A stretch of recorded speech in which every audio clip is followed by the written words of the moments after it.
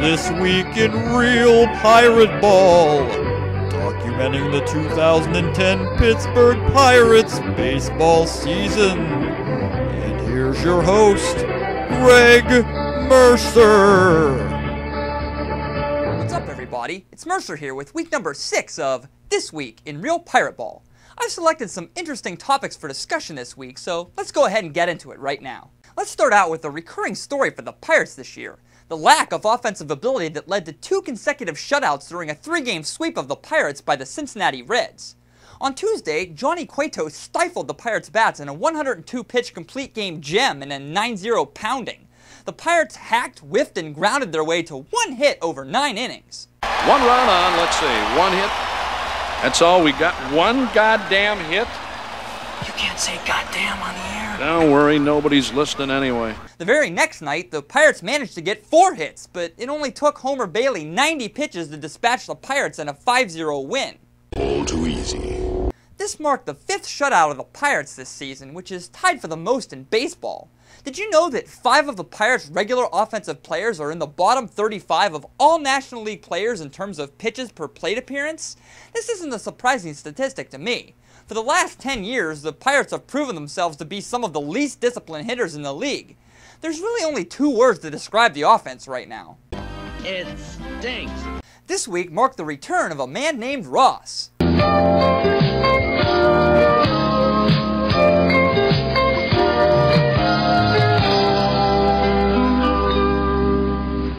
I'm talking about Ross Ohlendorf. He hadn't pitched in the majors since early April due to a back injury. After some successful outings during a rehab assignment, he came back to pitch on Monday versus the Reds. While he only gave up 1 earned run in his 4 innings, he threw 84 pitches and walked 4 batters. We don't make mistakes. We have happy accidents. Shh. It's our secret. Don't tell anybody. On Sunday, Ohlendorf really looked like he was in his form from the second half of last year. He was freezing Cubs with nasty breaking balls, and he was very efficient in only throwing 73 pitches in his 6+ innings. The Pirates will need Ohlendorf to help steady the rotation, which has been extremely sporadic in terms of putting together good and bad starts. That's a crooked tree. We'll send him to Washington.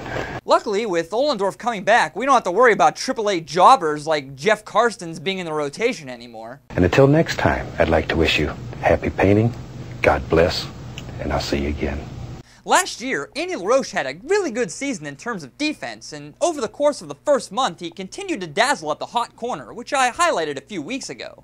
I don't know what's happened over the past week or two, but in a 4-game period, LaRoche committed 4 errors.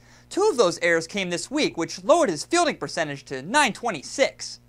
Andy! LaRoche now has 7 errors on the year, which is tied for the most by any fielder in the National League. Even with the errors, you really can't say he's a terrible fielder. He's getting an insane amount of put-out chances at third base due to the ground ball tendencies of the Pirates pitchers. Plus, the hitters have been yanking all the pitches down the left field line. LaRoche currently ranks 1st in the National League and 2nd in the majors in range factor, which is a sabermetric stat that computes putouts plus assists per game. LaRoche led the NL in range factor last year, so it's pretty obvious that LaRoche has been a pretty busy player at third for the past 2 years. I hate to harp on something for 2 weeks in a row, but let's be serious. Why is Akinori Iwamura still on this team? He went 0 for 19 last week, which lowered his batting average to 159. He's currently the worst hitter in baseball. What's worse is that John Russell continues to let him lead off. If they're going to do that, I think the Pirates should institute a new punishment procedure for Aki if he doesn't get a hit.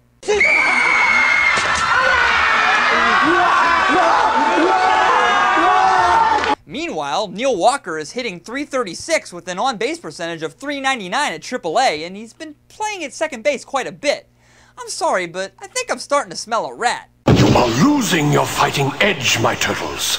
The Pirates and Neil Huntington are scared that they'll have a $5 million mistake on their hands, and they refuse to give up and make themselves look stupid in front of their fan base. At the same time, I'm really starting to believe that they're trying to delay Neil Walker's arbitration clock, even though he only projects to be a utility player at best. Decisions like this make very little sense to me. It's time to sit or even cut Iwamura and bring up Neil Walker. Dynamite! It's time for a weekly What Minor League Player Got Hurt update. This time it's 21-year-old single-A prospect Starling Marte. On Monday, he'll be getting examined for a possible hamate bone fracture, and if it's broken, he's going to need surgery and he's going to miss the rest of the season. This is the same injury that Pedro Alvarez had a few years ago while playing at college at Vanderbilt. Hopefully Marte will be able to rebound from this, but it's a shame to see another possible piece of the Pirates' future going down to injury. Well, hopefully with this time off, he'll be able to brush up on his interview skills. Maybe someday people will mistake Starling Marte's interviews for ones of Sterling Marlin. I got run over by a bug-eyed dummy, I guess. Alright, enough negativity. It's time to look at the offensive hero of this week, Andrew McCutchen. The Pirates' steadiest player had a heck of a series against the Chicago Cubs. On Friday, he went 5 for 5 with a home run. He reached base 6 times and he scored 5 runs. So far this year, he's hitting about .340, which is 3rd best in the National League. His 12 steals are 2nd in the National League as well. McCutchen has shown himself to be an all-star caliber player in the majors, and he's only 24 years old. The sky's the limit for this guy. So let's hope that over the next few years, the Pirates will be able to put a competent team beside him so that they won't have to trade him away like all the other Pirates' former all-stars from the past 10 years. The Pirates traveled to Chicago for a 3-game set with the Cubs. Let's go to the chalkboard and highlight some of the key moments of the series.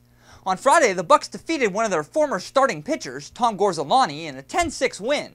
It was a back-and-forth struggle all game, but Garrett Jones hit a 3-run homer off of the struggling Carlos Zambrano to put the Pirates in the lead for good. On Saturday, the Pirates held on for a 4-3 victory. Paul Maholm had a good start, allowing only 2 earned runs in 6 innings. Jeff Clement hit his 4th home run of the season to give the Pirates a much-needed insurance run in the 9th inning. Unfortunately, the Pirates wasted a good start from Ross Ohlendorf on Sunday to lose 4-3 in the late innings. The Pirates made a few great defensive plays to keep the Pirates in the lead up until the 8th inning, but some key mistakes by Ryan Domet and Ronnie Cedeno allowed the tying and winning runs to score. This is another classic example of giving a team extra outs and making a close win a crushing loss. Just look what it does to the fan base. Why? I don't know, some hard black stick. Something really, really hard. Help me. We're gonna get some right here.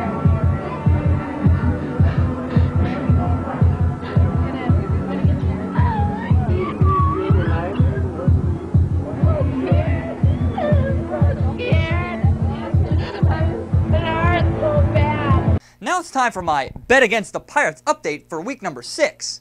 I must say that this week I did an amazing job of trying to maximize profit. The Pirates went 2-4 this week, and I went 4-2 on my bets. I won 3 money line bets and 1 run line bet.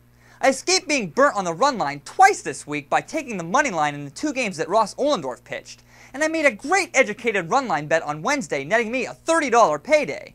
I managed a profit of $33.17, but I'm still down for the year with a $17.28 loss of funds. I'm finding it really difficult to gain any steam with the betting. The Pirates continue to hover around 500 at 16-21, so even by making good bets, I'm not actually making money.